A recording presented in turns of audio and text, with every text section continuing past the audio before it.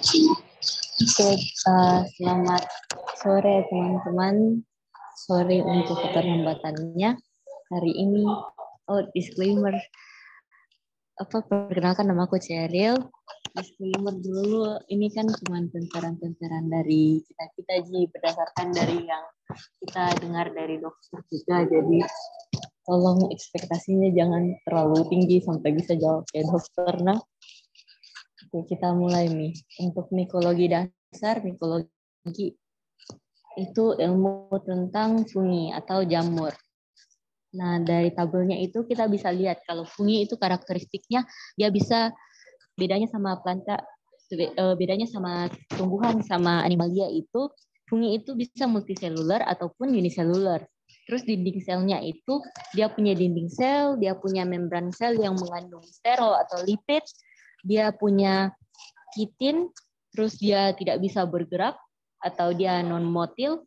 Terus untuk dari nutrisinya itu dia heterotrof, artinya dia tidak bisa produksi makanannya sendiri. Nah, fungi juga bisa menginfeksi manusia. Untuk karakteristik umum fungi, dia itu eukariot. Eukariot artinya dia tidak punya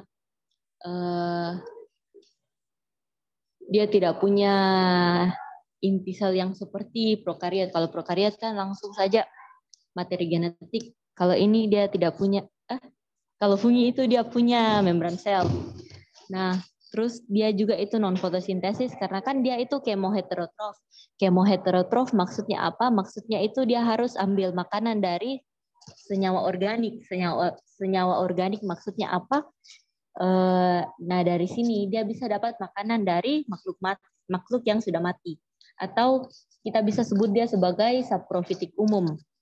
Nah, fungi ini juga memiliki enzim degradatif. Jadi seperti selulase, protease, nuklease, dia bisa pecah itu, makanya dia bisa uraikan makhluk-makhluk yang mati. Nah, fungi juga itu beberapa ada yang sifatnya patogenik atau dia bisa menginfeksi manusia. Fungi juga seperti tadi dia non-motil atau tidak bisa bergerak. Dinding selnya itu punya kitin. Nah, itu karakteristiknya fungi. Dia punya kitin atau polimer N-asetilglukosamin. Membran selnya juga fungi itu mengandung ergosterol. Jadi kalau manusia punya kolesterol di membran selnya, fungi punya ergosterol yang ada di fosfolipid bilayernya. Nah, kalau turun untuk struktur fungi kan tadi punya dinding sel. Dinding selnya itu ada banyak fungsinya. Yang pertama untuk memberikan bentuk fungi sendiri. Yang kedua untuk melindungi fungi dari cedera mekanis. Yang ketiga dia juga mencegah lisis secara osmotik. Jadi dia cegah supaya funginya itu tidak lisis, tidak pecah. Ya, yang keempat fungi juga dinding selnya fungi itu akan memberikan perlindungan terhadap masuknya makromolekul yang berpotensi berbahaya untuk funginya. Contohnya apa? Contohnya kan sistem imun tubuh manusia itu punya resistensi terhadap fungi. Sistem imun tubuh manusia itu menolak fungi. Nah, fungi juga sendiri punya sistem imunnya. Salah satunya itu fungi juga sendiri punya mekanisme pertahanannya untuk dirinya sendiri. Salah satunya melalui dinding sel. Terus fungi juga punya membran plasma. Membran plasmanya itu berfungsi untuk mengatur keluar masuknya material sel atau dia sifatnya itu selective permeable. Jadi tidak sembarang bisa masuk ke membran plasmanya fungi. Nah, walaupun fungi itu tadi non-motil atau tidak bisa bergerak, fungi itu organelnya, kan ada organelnya karena dia eukariot. Dia tetap punya mikrotubulus. Mikrotubulus fungsinya untuk apa? Untuk pergerakan organel, kromosom, nukleus, dan aparatus Golginya. Nah, terus fungi juga punya aparatus Golgi yang seperti grabnya untuk zat-zatnya, terus dia juga punya nukleus. Nah, ada 3 faktor infeksi jamur yang dari video dokter yang lalu, itu faktor yang menyebabkan infeksi jamur pada manusia, itu ada yang pertama karena kan fungi tadi menginfeksi, jadi bisa menginfeksi manusia dong. Ada faktornya yang menyebabkan infeksi jamur pada manusia. Yang pertama itu ada gangguan sistem imun, karena manusianya mungkin sistem imunnya menurun. Yang kedua itu karena penggunaan antibiotik irasional. Penggunaan antibiotik irasional maksudnya apa? Maksudnya kayak biasa tidak ada bakteri dalam tubuh manusianya, tapi manusianya terus-terus konsumsi antibiotik. Nah, penggunaan antibiotik irasional itu bisa sebabkan infeksi fungi justru. Contohnya apa? Contohnya Candida.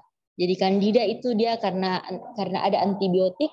Kan kalau antibiotik itu dia sifatnya membunuh bakteri. Tapi kalau antibiotiknya itu digunakan dalam jangka yang panjang, dia bisa bunuh sel-sel lain. Bunuh sel-sel lain, misalnya kayak di kulit. Kalau di kulit kan dia bantu supaya tidak tumbuh jamur. Tapi kalau sel-sel lainnya itu, kalau misalnya kayak flora-flora normalnya itu mati karena antibiotik, nah itu juga bisa kayak hilang flora normal yang hilang flora normal yang combat pertumbuhan jamur di kulit. Jadi bisa tumbuh funginya justru. Nah, terus fungi juga itu katanya sangat resisten terhadap kortikosteroid. Maksudnya resisten sensitif. Jadi orang yang sakit karena infeksi fungi itu jangan dikasih kortikosteroid karena bakalan bisa tambah parah. Nah, ini dari struktur membran selnya bisa dilihat yang phospholipid bilayer, ada ergosterolnya di situ. Mungkin bisa turun.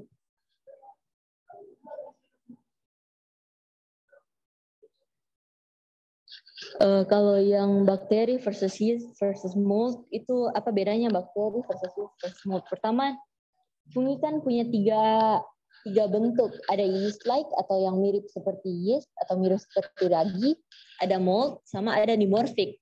Nah, kita mulai dulu dari yeast supaya kita bisa tahu apa bedanya sih bakteri, yeast, sama mold. Kalau yeast itu dia unicellular. Dia unicellular, bedanya sama mold apa? Mold itu multicellular. Terus kalau yeast itu biasanya dia berwarna putih, bedanya sama mold itu mold warnanya itu lebih bervariasi. Jadi kalau yeast itu dia lebih mirip sama bakteri. Karena warnanya itu biasa kayak putih, krim, kuning. Kalau mold kan bisa hijau atau grey. Terus kalau dua-duanya fungi itu kan punya hifa. Hifa itu untuk apa? Hifa itu untuk mengantar makanannya fungi. Nah, untuk yeast sendiri dia punya hifa dan pseudohifa. Terus kalau bedanya yeast sama mold lagi dari bagian reproduksinya. Kalau reproduksinya yeast itu dia lebih banyak pakai proses aseksual atau aseksual lebih tepatnya budding. Budding itu apa? Budding itu seperti bertunas. Jadi kalau yeast itu dia caranya reproduksi, misalnya ada kayak itu nanti bakalan tumbuh daughter cell, bakalan tumbuh sel anakannya. Nah, dia bakalan bertunas terus sampai membentuk pseudomycelium. Terus apa ya? Kalau yeast itu permukaannya lebih halus, terus lebih bulat-bulat. Boleh turun sedikit. Oke. Nah, bedanya sama mold itu apa? Kalau mold itu reproduksi utamanya kan kalau yeast tadi itu pakai yeast itu pakai budding atau bertunas secara aseksual. Kalau mold itu lebih ke pembentukan spora secara seksual ataupun aseksual. Terus kalau mold juga itu kan kalau yeast lebih bulat-bulat, lebih putih. Kalau mold itu warnanya lebih variasi, terus lebih bisa bergerigi-bergerigi ujung-ujungnya, atau bisa seperti kapas atau benang. Makanya dia disebut sebagai filamentous, fungi filamentous. Terus kalau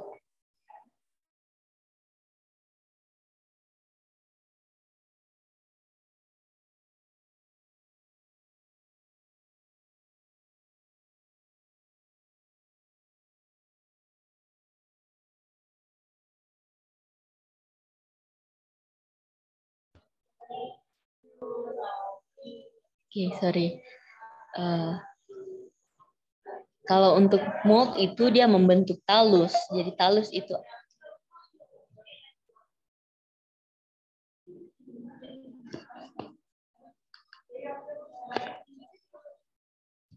Oke, kalau mold itu dia membentuk talus. Talus itu apa? Bisa dilihat dari gambarnya. Oke, talus itu yang disusun oleh miselium, ada sporangiofor ataupun nidiofor, ada spora dan juga spore bearing structure. Jadi bisa dilihat itu ada yang kiri itu gambarnya Aspergillus, yang kanan itu gambarnya Rhizopus. Itu dua-duanya fungi. Nah, bedanya yang kiri sama yang kanan ada jamur sejati dan jamur tidak sejati. Karena kalau bedanya tadi kan kalau yeast itu ada pseudomycelium, kalau mold itu dia ada mycelium. Nah, mycelium itu berperan dalam pertumbuhan hifa karena mycelium itu kumpulan hifa. Hifa itu kan tadi hifa itu untuk antar makanan. Nah, kalau di mold itu ada hifanya itu ada yang bersepta dan tidak bersepta. Jadi kalau hifanya bersepta itu kita sebut sebagai jamur sejati. Kalau hifanya tidak bersepta kita sebut sebagai jamur tidak sejati. Contohnya itu apa? Contohnya yang tadi kan Aspergillus itu jamur sejati. Kalau Rhizopus itu jamur tidak sejati. Sama boleh naik sedikit tadi yang yeast, yang contoh-contohnya. Ya, kalau yeast itu kan yeast ada lagi terbagi dua, ada white yeast sama black yeast. Bedanya itu apa? White yeast itu lebih ke candida, kan yang warna putih. Terus kalau black yeast itu dia lebih ke mukus. Ada itu fungi yang namanya mukor, itu contohnya salah satu dari black yeast. Jadi dia itu berlendir kalau black yeast. Kalau white yeast itu ke candida. Nah, yeast itu kalau candida kan salah satu contohnya yeast. Kenapa karakteristik khasnya candida itu dia punya pseudomycelium. Pseudomycelium itu yang tadi hasil reproduksinya. Nah, salah satu contoh candida yang kita tahu itu flora normal, yaitu candida albicans. Terus ada lagi selain candida, ada yeast yang namanya cryptococcus. Cryptococcus itu dia yeast yang punya kapsul dan bentuknya itu sferis. Mungkin bisa next ke halaman selanjutnya.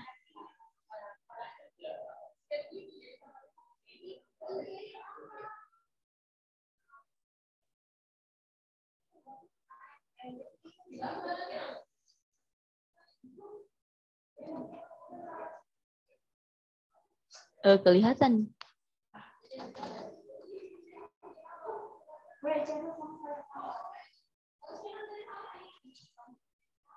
Oke, baru jelas. Nah, kan tadi bentuk-bentuk fungi itu ada yang yeast, ada yang mold. Nah, ini ada yang fungi dimorfik. Fungi dimorfik itu fungi yang paling banyak jadi patogen di tubuh manusia. Dia itu bisa jadi mold, dia bisa jadi yeast juga, tergantung suhu dan lingkungannya. Kalau biasanya di lingkungan luar atau di kayak natural habitat, itu dia biasa jadi mold. Jadi kalau biasa untuk suhu ruang, dia jadi mold. Kalau fungi dimorfik itu dia bakalan jadi yeast kalau dia di tubuh manusia, jadi di host tissue. Jadi biasanya kalau di suhu tubuh atau 37 derajat Celcius itu dia bakalan jadi yeast. Medianya itu di mana? Di darahnya manusia. Terus contohnya itu nih yang histoplasma, blastomyces, dan lain-lain.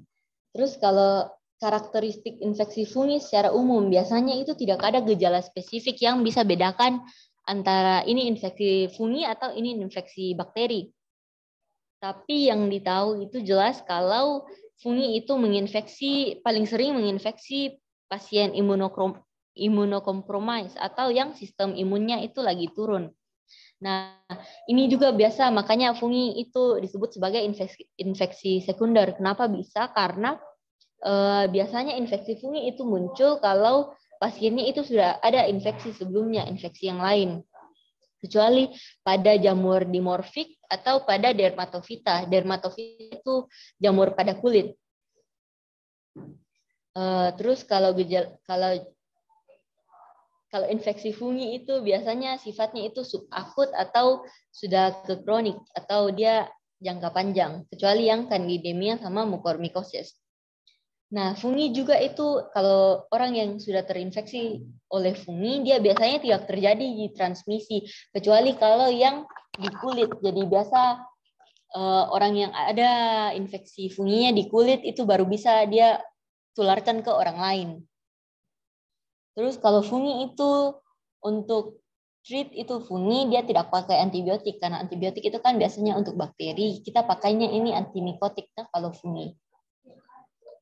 Terus yang di bawah itu jenis-jenis infeksi fungi. Ini berdasarkan di mana fungi infeksi manusia. Contohnya itu yang infeksi superficial itu di kulit. Terus infeksi mukokutan itu di lapisan mukosanya manusia. Contohnya yang oral thrush itu di mulut. Terus candidiasis esophagus itu di esophagus. Terus di yang vulvovaginitis itu di vagina. Terus ada juga yang infeksi subkutan, dia di hipodermis, infeksi profunda primer, dia itu di organ tubuh bagian dalam. Contohnya itu kayak di paru-paru, itu biasa terjadi infeksi funginya. Terus ada infeksi profunda opportunistik, dia itu biasanya, funginya itu biasanya sudah ada, tapi dia bisa menginfeksi. Contohnya itu pada pasien imunokompromis yang sistem imunnya turun, pada orang tua atau neonatus atau pada bayi. Terus antibiotik irasional yang tadi kan yang pasiennya itu tidak terinfeksi bakteri tapi diberi terus antibiotik, makanya antibiotiknya itu bakalan bunuh flora-flora normal yang lain. Flora normalnya tidak bisa pertahankan kemampuannya untuk cegah pertumbuhan funginya tumbuh. Terus pada pasien-pasien DM atau diabetes mellitus sama tiroid, atau pada ibu hamil sama dari fungi juga bisa didapat dari infeksi dari hewan peliharaan biasa. Terus yang ini yang ada di PPT-nya dokter ada yang tinea. Kayak misalnya ini tinea versicolor itu panul pada kulit, tinea corporis itu ringworm berbentuk koin.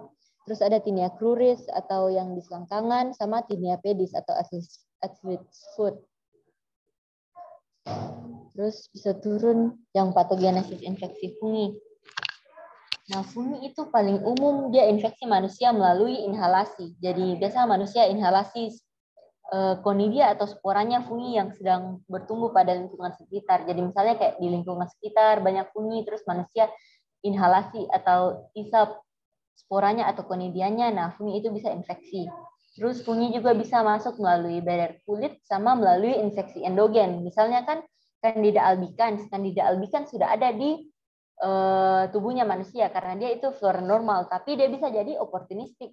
Misalnya oportunistik karena apa? Karena misalnya pemakaian antibiotik yang berlebihan atau jangka panjang atau irasional. Nah, untuk patogenesisnya itu yang ini, yang tadi, yang kebanyakan fungi itu bersifat oportunistik. Artinya ada sesuatu yang bikin dia bisa menginfeksi. Caranya itu fungi menginfeksi yang pertama bisa melalui adherens atau perlekatan. Ini dimediasi oleh adesin dan reseptor cell host. Maksudnya apa? Maksudnya itu ada adesinnya fungi yang bikin dia nempel ke manusia, sama ada reseptornya manusia. Contohnya adesinnya fungi itu manoprotein, terus reseptornya itu ada fibronectin. Itu dari PPT dokter. Terus bisa juga melalui invasi. Misalnya melalui luka trauma, itu funginya bisa menginfeksi, atau conidianya itu yang tadi, yang inhalasi dari jalur nafas, itu bisa terjadi infeksi. Terus yang ketiga ada melalui kerusakan jaringan. Kerusakan jaringan misalnya, kan tadi itu luka trauma, tapi yang ini melalui inflamasi dan respon imun. Jadi misalnya itu kayak respon imunnya manusia menurun, atau terjadi inflamasi, itu bisa fungi bisa infeksi manusia melalui sana. Nah, ini ada tambahan mungkin dari soal bagian fungi apa yang sifatnya itu virulensi atau bisa sebabkan infeksi pada manusia. Itu sitoplasma. Kenapa? Karena di sitoplasmanya fungi itu ada enzim-enzim yang bisa buat infeksi. Nah, ini imunitas pada infeksi fungi itu bagaimana fungi bisa dilawan oleh manusia. Jadi yang pertama itu ada interaksi fagosit. Jadi kebanyakan fungi itu dapat dibunuh oleh neutrofil. Neutrofil itu apa? Neutrofil itu yang polymorphonuclear cell yang dia fagosit. Terus pada fase jaringan fungi dimorfik itu biasanya mereka resisten terhadap fagositosis. Terus melalui respon imun adaptif juga bisa.